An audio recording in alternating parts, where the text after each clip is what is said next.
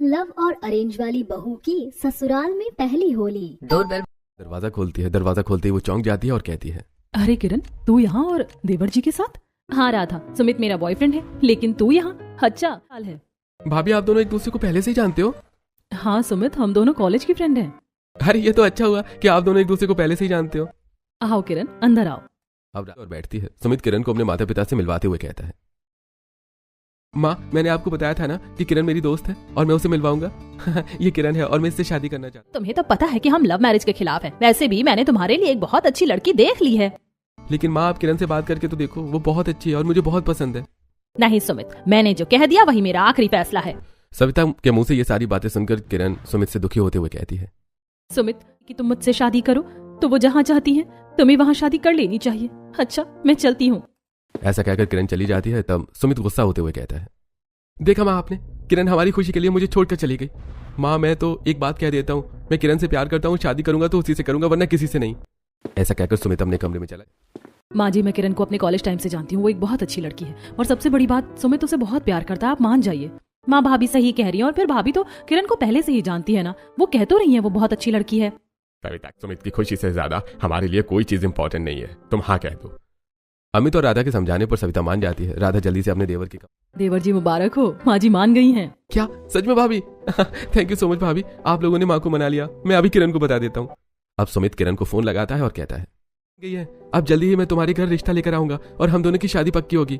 ये सुनकर किरण बहुत खुश हो जाती है। सविता राधा से कहती है, राधा बहू, विशाल का फोन आया था, कह रहा था आज शाम तक वो वापस आ रहा है। क्या माँ जी आप सच? क्या तो विशाल के आने की तैयारी कर लेना और हाँ उसकी पसंद का खाना बनाना मत भूलना। हाँ माँ जी आप बिल्कुल चिंता मत कीजिए, मैं सब कर लूंगी। के बाद राधा अपने आप से कहती है, विशाल पूरे 1 हफ्ते बाद वापस आ रहे हैं। ऐसा करती हूँ कि अपना रूम साफ कर लेती हूँ और विशाल की पसंद का खाना बनाऊंगी और फिर मुझे तैयार भी तो होना। सोचकर राधा सबसे पहले अपना रूम साफ करती है, नई चादर बिछाती है, पर्दे बदलती है और फिर रसोई में जाती है और विशाल के लिए उसकी पसंद का बूंदी वाला रायता, तड़के वाली दाल, वेज कोफ्ते, आलू और पत्ता गोभी के कटलेट, प्याज के पकौड़े, अंत में सलाद और रोटियां बना लेती है और फिर अपने आप से कहती है, खाना तो तैयार हो गया है, अब मैं जल्दी जाकर तैयार हो जाती हूँ, वो कभी भी आते ही होंगे।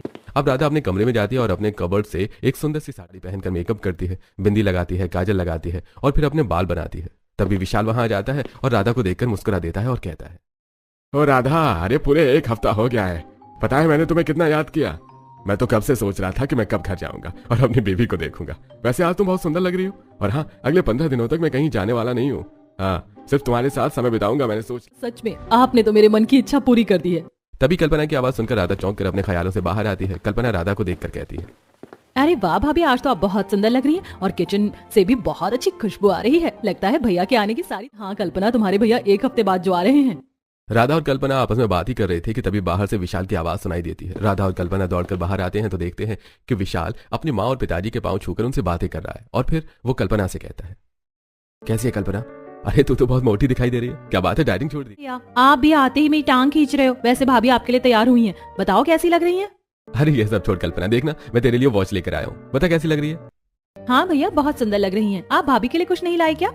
अरे नहीं कल्पना, मुझे समय नहीं मिलता। वैसे राधा, मुझे भूख लगी है, खाना लगा दो। खाना लगाने के लिए चली जाती है। सभी लोग राधा और विशाल को ही देख रहे थे और सभी समझ रहे थे कि विशाल का यह व्यवहार राधा को कितना बुरा लग रहा होगा। राधा रसोई में आंखों में आंसू लिए खाना गर्म करते हुए अपने मन ही मन में सोच रही थी, पता नहीं मेरे पति का ध्यान मुझ पर क्यों नहीं जाता। उन्होंने मुझसे ठीक से बात भी नहीं की।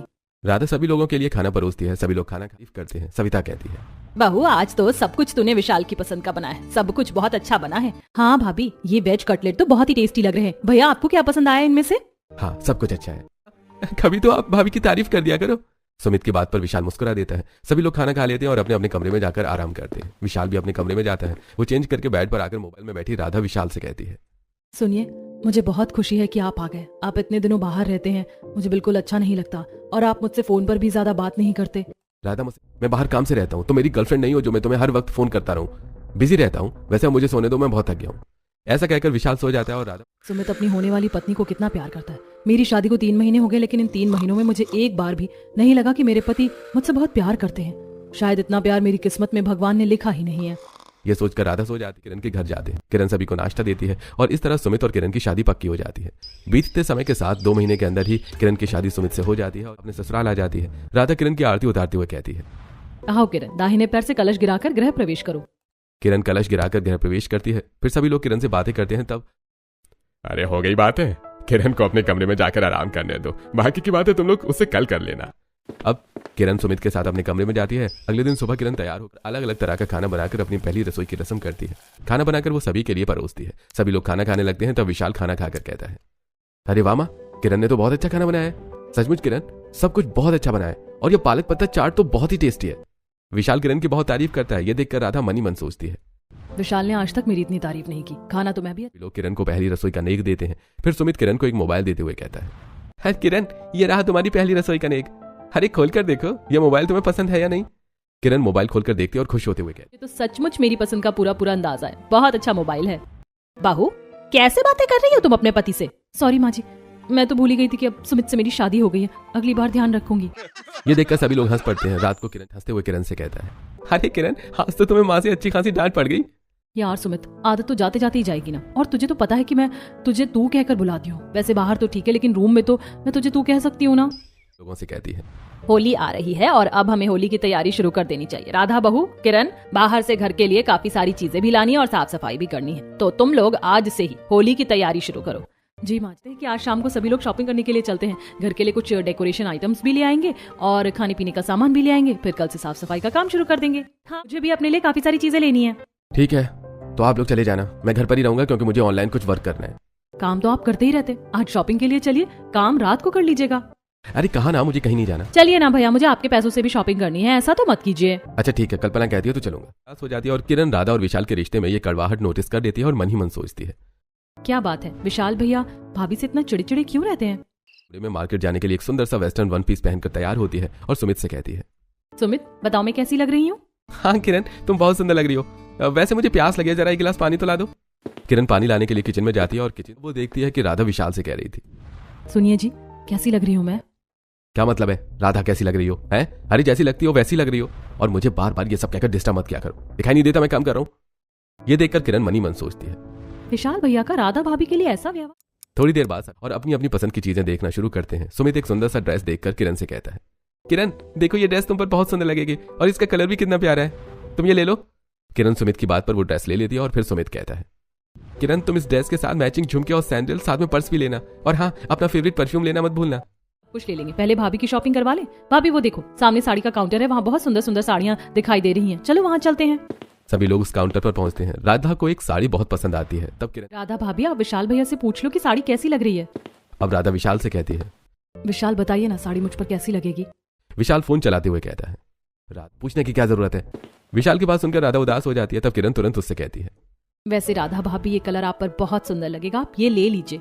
हाँ भाभी, और आप जो भी पहनती हैं आप पर सब कुछ सुंदर लगता है। हाँ, क्योंकि राधा भाभी लाखों में नहीं करोड़ों में एक है, उनकी तरह तो कोई दूसरा पीस मैन्युफैक्चर ही नहीं हुआ। सुमित की बातें सुनकर सभी लोग हंस पड़ते हैं, लेकिन विशाल अभी भी सिर्फ अपना फोन चला। विशाल का फोन आ जाता है और वो कॉल पर बातें करते हुए मॉल के बाहर चला जाता है। तब राधा किरण से कहती है, किरण विशाल ने तो अपने लिए कुछ खरीदा ही नहीं, चलो उनके लिए हम कुछ खरीद लेते हैं। हाँ हाँ भाभी, आप उनके लिए सरप्राइज गिफ्ट ले लो ना, अच्छा लगेगा। अब किरण राधा को एक शर्ट और एक परफ्यूम दिलाती है। माँ जी, पिताजी, हमने अपने कपड़े तो ले लिए, अब चलिए पूजा का सामान, रंग और पिचकारी अभी खरीद लेते हैं। हाँ बहू ठीक है, देखो होली के सामान का काउंटर अंदर है, चलो चलते हैं। होली के सामान के काउंटर पर पहुंचते हैं और अलग अलग तरह के रंग और डेकोरेशन का सामान भी खरीदते हैं। शॉपिंग खत्म होने के बाद वो लोग एक रेस्टोरेंट में जाते हैं और अपनी अपनी पसंद का खाना ऑर्डर करते हैं। सुमित बार बार किरण को अपने हाथों से खाना खिला रहा था। ये देखकर राधा मनी मन सोच, जी अपनी पत्नी को कितना प्रेम करते हैं, और एक मेरे पति हैं जिन्हें मेरी बिल्कुल भी परवाह नहीं है। राधा के सास ससुर नंद, देवर और देवरानी को भी विशाल का ये रोका व्यवहार बहुत बुरा लग रहा था, लेकिन फिर भी सभी चुप थे। खाना खाने के बाद सभी लोग घर वापस को राधा अपने बिस्तर पर आती है और अपना सिर पकड़कर विशाल से कहती है, आज मेरे सिर में बहुत दर्द हो रहा है, शायद इतनी देर बाहर रहने की वजह से। हाँ तो ठीक है राधा, बाम लगा लो, आराम आ जाएगा। हाँ यही ठीक रहेगा। ऐसा बाम ढूंढती है लेकिन बाम वहां नहीं था। तो राधा कहती है, अरे बाम तो यहाँ है ही नहीं, ऐसा करती हूँ किरण के कमरे से बाम मांग कर ले आती हूँ। राधा किरण के कमरे में बाम मांगने के लिए जाती है तो देखती है कि सुमित किरण का सिर दबा रहा था। ये देखकर राधा कहती है, सॉरी, लगता है मैं गलत समय पर आ गई। भाभी ऐसी कोई बात नहीं है, अब वो तो इस पागल का सिर दर्द कर रहा था, इसलिए मैंने सोचा कि बाम लगा देता हूँ। ये पागल मत कहना मुझे। सॉरी सॉरी, मैं भूल ही गया था, ये पागल को मुंह पर पागल नहीं कहते। उनकी केमिस्ट्री देखकर राधा हंस पड़ती है। वो बाम लेकर अपने कमरे में चली जाती है और अपने हाथों से बाम लगाते हुए मन ही मन सोचती है, किरण और सुमित दोनों एक दूसरे को कितना प्यार करते हैं, भगवान करे उनकी खुशियों को किसी की नजर ना लगे। ऐसा सोचकर वो सो जाती है। अगले दिन राधा किचन में जाती है तो देखती है स्टैंड पर बैठी हुई कुछ खा रही थी और सुमित मैगी बना रहा था। ये देखकर राधा कहती है, अरे ये क्या देवर जी, आप मैगी बना रहे, लाइए मैं बना दूं। अरे नहीं नहीं भाभी, अगर आप ऐसा करेंगी तो किरण मेरा सिर ही फोड़ देगी। दरअसल उसे मेरे हाथ की मैगी खाना है, बस इसलिए बना रहा हूँ। ठीक है देवर जी। अब राधा उन दोनों से बातें करने लगती है। तभी वहां पर विशाल आता है और राधा पर गुस्सा होते हुए कहता है, राधा, तुमसे मैंने 1 कप कॉफी बनाने के लिए कहा था, तुम कोई भी काम समय पर नहीं कर सकती हो क्या? सॉरी, मैं तो इन दोनों की बातों में कॉफी बनाना ही भूल गई। मैं अभी बनाकर ला देती। नहीं है, हमें बाहर ही पी लूंगा। किरण विशाल के व्यवहार को देखकर मन ही मन सोचती है, विशाल भैया का व्यवहार राधा भाभी के लिए कुछ ठीक नहीं है। आखिर ऐसा क्यों? मुझे पता करना ही होगा। घर में ढूंढती है लेकिन राधा कहीं दिखाई नहीं देती। तब किरण छत पर जाती है तो देखती है कि राधा छत के एक कोने में बहुत उदास खड़ी थी। राधा के पास जाकर किरण कहती है, क्या बात है राधा, तुम यहाँ इतनी उदास क्यों खड़ी हो? अरे किरण, तुम मुझे भाभी की जगह राधा कह रही हो? ये कि मैं अपनी जेठानी से नहीं बल्कि अपनी दोस्त से बात कर रही हूँ। राधा, आखिर क्या प्रॉब्लम है तुम्हारे और विशाल दोनों के बीच? प्लीज मुझे बताओ, शायद मैं तुम्हारी कुछ मदद कर सकूं। मैंने हर मुमकिन का दिल नहीं जीत पाई। शायद मैं इतनी अच्छी हूं ही नहीं कि मेरे पति को मैं पसंद हूँ। तुम चिंता मत करो राधा, इस बार भगवान ने चाहा तो तुम और भैया साथ में खुशियों के साथ होली मनाओगे। ये सुनकर राधा किरण को गले में एक सुंदर सा ड्रेस पहनकर रेडी होती है और फिर सुमित के साथ बाजार में पानी पूरी खाने जाती है। दोनों एक दूसरे को पानी पूरी खिला रहे थे। तभी किरण देखती है कि सामने से विशाल किसी लड़की के साथ बाइक पर जा रहा है। किरण सुमित से कहती है, सुमित, मुझे ऐसा क्यों लगा कि साथ बाइक पर जा रहे हैं? अरे किरण, ये तुम्हारी गलत फहमी है। विशाल भैया राधा भाभी को भाव नहीं देते तो किसी और को तो बात ही छोड़ दो। ये सब छोड़ो, पानी पूरी खाओ। भैया जरा पानी पूरी थोड़ी और तीखी करना, मुझे पसंद है। ऐसा कहकर सुमित किरण को पानी पूरी खिलाने लगता है। रात को दोनों वापस करके अपने बिस्तर पर लेटी हुई मन ही मन सोचती है, वो मेरी आंखों का धोखा नहीं हो सकता। वो विशाल भैया ही थे जो किसी लड़की के साथ बाइक से कहीं जा रहे थे। यही सोचते हुए किरण सो जाती है। अगले दिन दोनों बहुएं बात करते हुए रसोई में खाना बना रही थी। तभी सविता वहां आती है और कहती है, बड़ी बहू, किरण बहू, तुम दोनों जल्दी जल्दी सारा काम खत्म कर लो। आज होलिका दहन है, पता है ना? हमें समय से पहले होलिका दहन में पहुंचकर पूजा करना है। हाँ माँ जी, मुझे याद है, आप चिंता मत कीजिए, बस पकवान लगभग बन ही गए हैं। थोड़ी देर में हम तैयार होकर चलते हैं। जाती है और एक सुंदर सा ड्रेस निकालकर उसे पहनती है और मेकअप करके तैयार होती है। सुमित किरण को देखकर कहता है, अरे किरण, तुम तो आज बहुत सचमुच में सुंदर लग रही हो। Thank you so much Sumit. अब मैं देखती हूँ कि राधा भाभी तैयार हुई है या नहीं। किरण राधा के कमरे में जाती है तो देखती है कि राधा गुमसुम सी बैठी हुई है। किरण, अरे ये क्या राधा भाभी, आप अब तक होलिका दहन में जाने के लिए तैयार नहीं हुई? मैं तैयार होकर क्या करूंगी किरण? तुम्हें तो पता ही है कि मेरे पति को मुझ में बिल्कुल इंटरेस्ट नहीं है। मैं जैसी हूँ वैसी चलूंगी। नहीं भाभी, अपने रिश्ते को अपने हाल पर मत छोड़ो। चलो मैं आपको तैयार करती हूँ कि भैया आपको देखते ही रह जाएंगे। ऐसा कहकर किरण राधा को एक सुंदर सी साड़ी निकाल कर देती है। राधा साड़ी पहनती है और फिर किरण उसका मेकअप करती है और बहुत सुंदर हेयर स्टाइल बनाती है और बहुत ही अच्छी तरह से तैयार करती है। फिर तभी कल्पना वहां आ जाती है और राधा को देखकर कहती है, राधा भाभी, आप तो बहुत सुंदर लग रही हो। आज तो भैया आपको देखते ही रह जाएंगे। वो लोग ये बातें कर ही रहे थे कि तभी हॉल से अमित की आवाज आती है, अरे अब तुम लोग तैयार हो गए या नहीं हुए? हमें पूजा में देर हो जाएगी, चलो सब लोग जल्दी निकलो। अब सभी लोग एक साथ होलिका दहन में पहुंचते हैं। राधा देखती है कि विशाल वहां पहले से ही मौजूद था। सविता विशाल से कहती है, बेटा चलो हम सभी एक साथ मिलकर पूजा कर लेते हैं। ठीक है।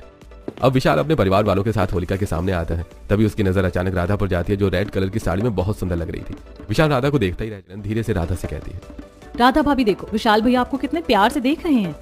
अब सभी लोग मिलकर होलिका की पूजा करते हैं। उसके बाद सभी अपने अपने मिलने जुलने वालों से बातें करने लगते हैं। तब विशाल राधा के पास आता है और कहता है, राधा, आज तो तुम सच में बहुत सुंदर लग रही हो। यह सुनकर राधा बहुत खुश हो जाती है। विशाल और राधा आपस में बातें कर रहे थे, किरण थी। तभी विशाल को अचानक कोई कॉल आता है और विशाल बिना किसी से कुछ कहे वहां से निकल जाता है। ये देखकर किरण मनी मन सोचती है, अरे आखिर ऐसी क्या बात हो गई कि विशाल भैया तुरंत ही यहाँ से निकल गए? मुझे सच का पता लगाना ही होगा।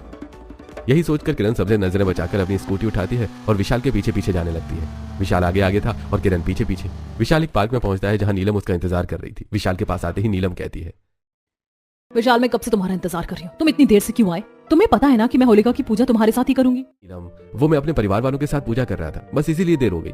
लेकिन अब मैं आ गया हूँ, चलो हम दोनों मिलकर पूजा कर लेते हैं। ऐसा कहकर विशाल नीलम के साथ वहां से चला। किरण अपने आप से कहती है, अच्छा तो ये बात है जिसकी वजह से विशाल भैया भाभी को प्यार नहीं करते। किरण सब कुछ देखकर चुपचाप होलिका के पास वापस दहन होता है और सभी लोग एंजॉय करते हैं। तभी राधा किरण से कहती है, किरण, पता नहीं विशाल अचानक कहाँ गायब हो गए। राधा की बात का किरण कोई जवाब नहीं देती। रात को सभी लोग घर वापस देखती है कि राधा खाना बना रही है। वो विशाल के कमरे में जाती है और कहती है, विशाल भैया, मैंने कल आपको उस लड़की से मिलते हुए देख लिया था। राधा भाभी इतनी अच्छी हैं, आप उनके साथ अच्छा नहीं कर रही हैं। लेकिन किरण, नीलम भी मुझे बहुत प्यार करती है और मैं उससे शादी भी करना चाहता हूँ। विशाल भैया, जो लड़की दूसरों का घर बर्बाद करके अपना घर बसाना चाहती है वो कभी आपसे सच्चा प्यार नहीं कर सकती। दौलत से प्यार करती है और आज नहीं तो कल आप ये बात खुद समझ जाएंगे। ऐसा कहकर किरण वहां से चली जाती है। अगले दिन होली थी। किरण और सुमित एक दूसरे को रंग लगाते हैं और होली विश करते हैं। विशाल सुबह ही उठकर किसी काम से अपने कमरे में उदास बहुत बैठी हुई थी। थोड़ी देर बाद बाल सुखाने के लिए बालकनी में आती है और देखती है कि आसपास के घरों में सभी पति पत्नी एक दूसरे के साथ रंग खेल रहे हैं। ये देखकर राधा मनी मन सोचती है, कितने खुश हैं सभी लोग एक दूसरे के साथ। मुझे भी इस होली का इंतजार था कि शायद विशाल मुझे रंग लगाए और मेरे जीवन में रंग आ जाए। होते हुए भी मेरा जीवन बेरंग है। शायद यही मेरा भाग्य है। तभी किरण वहां आती है और राधा को उदास देखकर कहती है, राधा भाभी, आप इतनी उदास मत होइए। मुझे विश्वास है कि आज भैया आपके पास लौट आएंगे। किरण को देखकर राधा मुस्कुरा देती है। थोड़ी देर बाद कमरे में जाती है और विशाल को फोन करके कहती है, सुनिए जी, आज तो होली का दिन है और आप सुबह से ही घर में नहीं है। कब तक आएंगे? मुझे आपके साथ होली खेलनी है। राधा, मैं काम कर रहा हूँ, मुझे फोन करके परेशान मत करो। और मुझे तुम्हारे साथ होली नहीं खेलनी है, मुझे आने में देर हो जाएगी, मेरा इंतजार। ऐसा कहकर विशाल फोन रख देता है और अपने आप से कहता है, यार मुझे राधा को बार बार इस तरह अवॉइड करना अच्छा नहीं लगता। आज मुझे नीलम से अपनी शादी की बात करनी ही होगी। यही सोचकर विशाल नीलम के घर जाता है और उससे कहता है, तुम्हारी वजह से मैं राधा को बार बार हर्ट करता हूँ। मुझे ऐसा लगता है कि अब हम दोनों को शादी कर लेनी चाहिए। देखो विशाल, जब तक तुम अपनी पत्नी को तलाक देकर अपनी जायदाद को अपने नाम पर ट्रांसफर नहीं कर लेते, तब तक मैं तुमसे शादी नहीं कर सकती। लेकिन नीलम, तुम तो मुझसे प्यार करती हो ना, और आखिर में एक अच्छी हम दोनों की जिंदगी आराम से कट सकती है।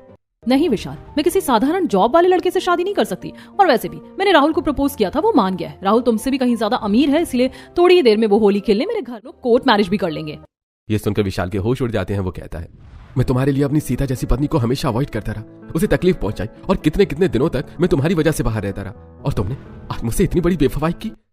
देखो विशाल, कम से कम तुम्हें तो मुझे ब्लेम करने का कोई हक नहीं बनता। अगर मैंने तुमसे बेवफाई की तो तुमने कौन सी अपनी पत्नी के साथ वफादारी की? नीलम, तुम सच कह रही हो। मैंने जो बोया था आज वही पाया है। आज मैं हमेशा हमेशा के लिए अपनी पत्नी के पास वापस लौट जाऊंगा। ऐसे कार से वापस अपने घर की तरफ निकल पड़ता है। वो अपनी कॉलोनी में पहुंचता है तो देखता है कि राधा शराब पीकर मोहल्ले के लड़कों के बीच में खड़ी है और कह रही है, मेरे पति को मुझसे प्यार ही नहीं है। देखा, उन्होंने मुझे अब तक रंग भी नहीं लगाया, इसलिए मैंने सोचा कि अब मैं ढेर सारे बॉयफ्रेंड बनाऊंगी। बताओ तुम में से किस किस को मेरा बॉयफ्रेंड बनना है? अरे भाभी जी, आप जैसी सुंदर औरत का बॉयफ्रेंड कौन नहीं बना। अरे हाँ भाभी जी, कमल सही कहता है, हम सब आपके बॉयफ्रेंड बनना चाहते हैं। ठीक है, तो फिर देर किस बात की?